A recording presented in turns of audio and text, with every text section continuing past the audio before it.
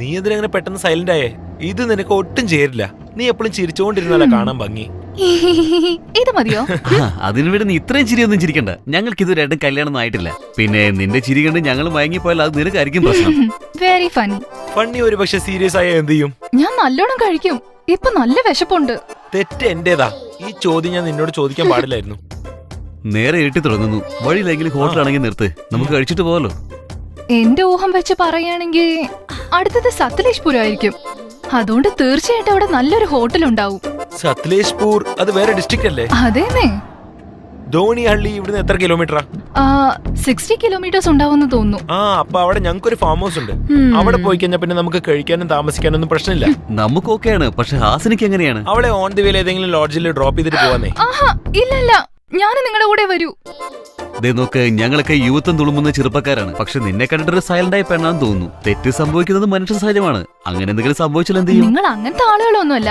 അതിലെനിക്ക് നല്ല വിശ്വാസം. നിന്റെ ഈ വിശ്വാസം നിന്റെ ജീവിതം തന്നെ നശിപ്പിച്ചാ എന്ത് ചെയ്യും? ഒന്നും മിണ്ടാതിരിക്കെ. ഞാനും നിങ്ങളുടെ കൂടെ വന്നോട്ടെ. Please please. പെണ്ണുങ്ങളിങ്ങനെ പ്ലീസ് പ്ലീസ് എന്ന് പറഞ്ഞ് കേൾക്കുമ്പോ ഞങ്ങൾ ആണുങ്ങളുടെ പൾസ് റേറ്റ് ഒക്കെ കൂടി നാടി ഞരമ്പൊക്കെ പൊട്ടിത്തെറിക്കാൻ പോവാ. എന്താ ചെയ്യുക? ഓക്കെ, ബട്ട് ഒരു കണ്ടീഷൻ. എന്തെങ്കിലും തെറ്റ് സംഭവിച്ചാ ഞങ്ങൾ ഉത്തരവാദിത്തമല്ല. നിങ്ങൾ രണ്ടുപേരും എന്റെ അടുത്തുള്ളപ്പോഴേ ഒരു പ്രോബ്ലം ഉണ്ടാവില്ല.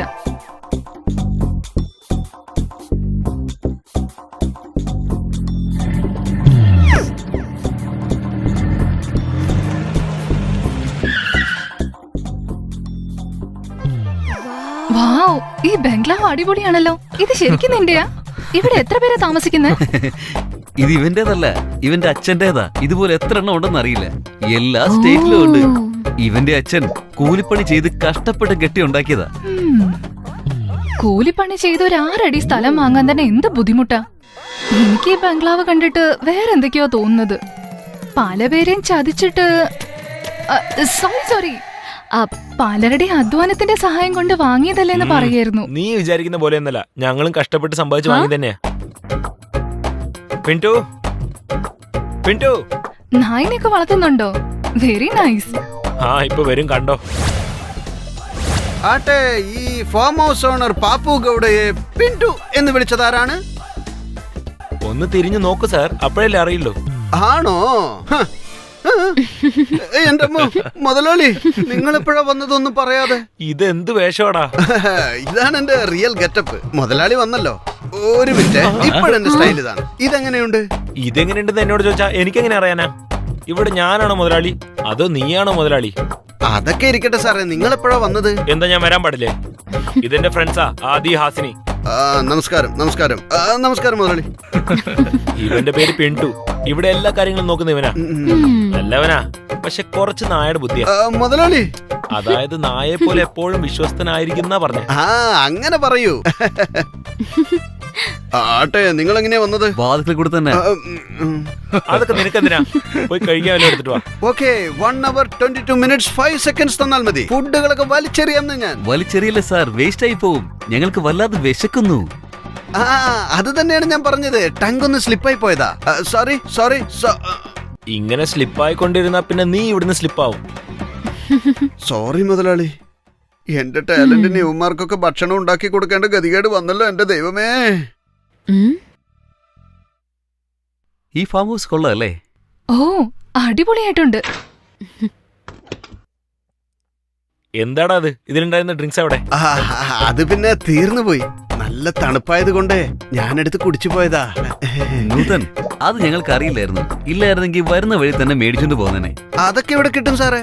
ഞങ്ങൾക്ക് അതൊക്കെ അറിയാം, നീ വായടക്കേ. അല്ല, ഇവിടെ അടുത്ത് ബാറൊന്നുമില്ലേ? ഈ നാട്ടില് അയൽവക്കത്തൊരു വീട് പോലും ഇല്ല, പിന്നെ എവിടുന്നാ സാറേ ബാറ്? അങ്ങനെയാണെങ്കിൽ ഇവിടെ മദ്യം കിട്ടില്ലെന്നാണ് പറയുന്നത്. ബാറില്ല, വീടില്ലെന്ന് മാത്രമേ പറഞ്ഞുള്ളൂ. പക്ഷെ മദ്യം കിട്ടൂലെന്ന് പറഞ്ഞില്ലല്ലോ. ഇവിടുന്ന് ഒരു 10 കിലോമീറ്റർ അപ്പുറത്ത് പോയാൽ അവിടെ ഒരു ബാറുണ്ട്. ഇപ്പൊ സമയം എന്താ? ആ 10:15 ഇപ്പൊ പുറപ്പെട്ട കറക്റ്റ് ആയിരിക്കും. ഇല്ലെങ്കിൽ പോലീസ് ഒന്ന് ക്ലോസ് ചെയ്ത് കളയുമാ. 3/4 മണിക്കൂറേ ഉള്ളൂ. ഇനിയിപ്പോ എന്ത് ചെയ്യാനാ? ആ ഇവിടുന്ന് നേരെ പോയി റൈറ്റ് എടുത്ത് ലെഫ്റ്റ് എടുക്കുകയാണെങ്കിൽ അവിടെ ഒരു റോഡ് വരും. അവിടുന്ന് ഒരു 5 കിലോമീറ്റർ പോയാൽ മതി. അവിടുന്ന് വീണ്ടും റൈറ്റ് എടുത്ത് നേരെ പോയാൽ ഒരു റോഡ് വരും. അവിടുന്ന് ഒരു 3 കിലോമീറ്റർ അങ്ങോട്ട് പോയാൽ ഒരു ബാറുണ്ട്. ആ ബാറിൽ എല്ലാ മദ്യവും കിട്ടും.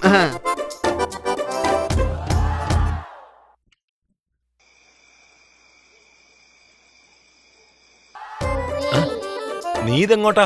ഡ്രിങ്ക്സ് വാങ്ങിക്കാൻ. ഓ നീ വരണ്ട, ഞങ്ങൾ രണ്ടും പൊയ്ക്കോളാം. ആ, അതൊന്നും പറ്റില്ല, ഞാൻ നിങ്ങളുടെ കൂടെ വരും. എടാ ഒന്ന് പറഞ്ഞു കൊടുക്ക്. നീ ആദ്യം താഴെ ഇറങ്ങിയേ. പറ്റില്ല പറ്റില്ല. ശരി വിട്രാ, വന്നോട്ടെ. അയ്യോ.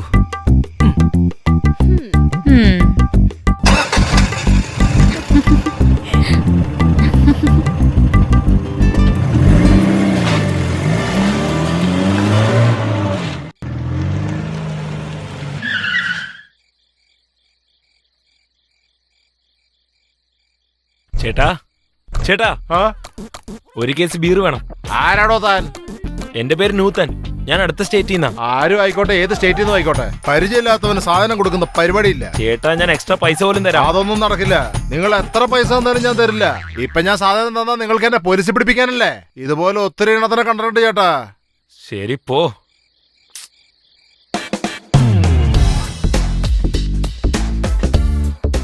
കിട്ടിയില്ലടാ അളിയാ.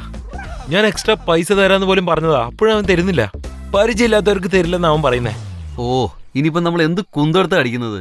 ഹാ, നീ നിന്റെ അച്ഛന്റെ പേര് പറയാൻ മേലായിരുന്നോ? ഈ ചെറിയ കാര്യത്തിനൊക്കെ ഞാൻ എന്തിനാടാ എന്റെ അച്ഛന്റെ പേര് പറയുന്നേ? ബിയർ മേടിക്കാനൊന്നും അച്ഛന്റെ പേര് യൂസ് ചെയ്യാൻ പാടില്ലടാ.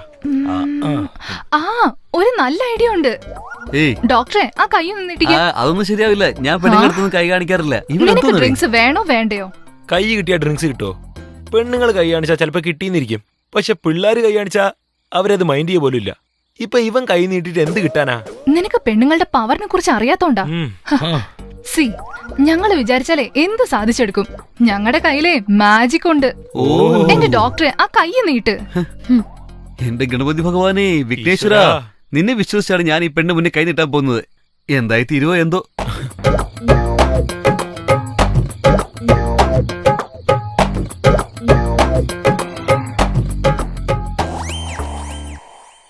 ഏയ് നീ എന്തായി കാണിക്കുന്നേ? ഒന്ന് വെറുതെ ഇരിക്ക്. എന്ത് പണ്ടാറില്ലാണ്ട്.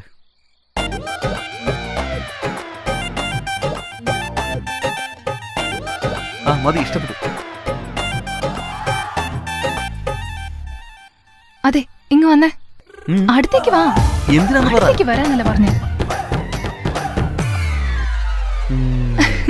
ചെല് ചെല് ചെല്. അപ്പൊ ഇതായിരുന്നു കാര്യം. എന്തെങ്കിലുമൊക്കെ ചെയ്യ്.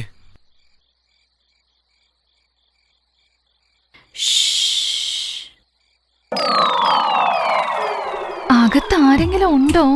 ആരടി നീ? ഞാനാ, കോഫി എസ്റ്റേറ്റിലെ കമല. ഏത് കമല? ആ, വെള്ളം അടിക്കുന്ന കമല. അത് ഏത് കമലയാണെന്ന് പറഞ്ഞാലല്ലേ? അറിയില്ലെങ്കി ഇപ്പൊ വന്ന് പരിചയപ്പെട്ടാൽ എന്താ? ആ നിന്നെ ഇപ്പൊ പരിചയപ്പെട്ടിട്ട് എനിക്കെന്താ പ്രയോജനം? ആദ്യം നിങ്ങളൊന്ന് പുറത്തേക്ക് വാന്നേ. വന്ന് എന്നെ കണ്ട് ആലോചിച്ച് അതിനുശേഷം നിനക്ക് എന്ത് ചെയ്യാൻ തോന്നോ അതൊക്കെ ചെയ്തോ. അതെയോ? ഇപ്പൊ ഈ പറഞ്ഞതില് കാര്യമുണ്ട്. എന്നാ ഞാൻ എന്ത് വേണമല്ലോ നിനക്ക് തരാം. ബിയർ ബോട്ടിൽ കിട്ടൂ? ബിയർ ബോട്ടിലോ? നിനക്ക് ഈ ബാറ എഴുതി തരല്ലോ മോളെ. അകത്ത് വാ നീ. ഞാൻ വരുമൊക്കെ ചെയ്യും, പക്ഷെ ഇന്ന് എനിക്ക് പറ്റില്ല. എന്തുകൊണ്ട്? എനിക്ക് പെട്ടെന്ന് പോണം. ഞങ്ങളുടെ കോഫി എസ്റ്റേറ്റിലെ പാർട്ടി നടന്നുകൊണ്ടിരിക്കുക. അവിടെ ഡ്രിങ്ക്സ് ഒക്കെ തീർന്നു പോയി. അതുകൊണ്ട് നീ ബിയർ തരികയാണെങ്കിൽ എനിക്ക് പെട്ടെന്ന് പോവായിരുന്നു. ലേറ്റ് ആവുന്നു. അപ്പൊ ബിയർ മാത്രം മതിയോ? എന്നെ വേണ്ട നിനക്ക്? ഇന്ന് എനിക്ക് ബിയർ മതി, പക്ഷെ ഞാൻ നാളെ തിരിച്ചു വരും. അപ്പൊ ഞാൻ നിന്നെ കൂടെ കൂട്ടിക്കൊണ്ടു പോയിക്കോളാം. സത്യമാണോ? വിശ്വസിച്ചോട്ടെ? കാര്യായിട്ട് പറയുന്നേ. ഇപ്പൊ നീ എന്നെ സഹായിക്കുകയാണെങ്കിൽ നാളെ ഞാൻ ഇങ്ങോട്ടേക്ക് വന്ന് തീർച്ചയായിട്ടും നിന്നെ സഹായിക്കും. ശരി, പുറകില് ജനലുണ്ട്, അവിടെ കൈ നീട്ടിയാ മതി, ഞാൻ തരാം. വേഗം വാ. ശരി ശരി, വാ പോവാം.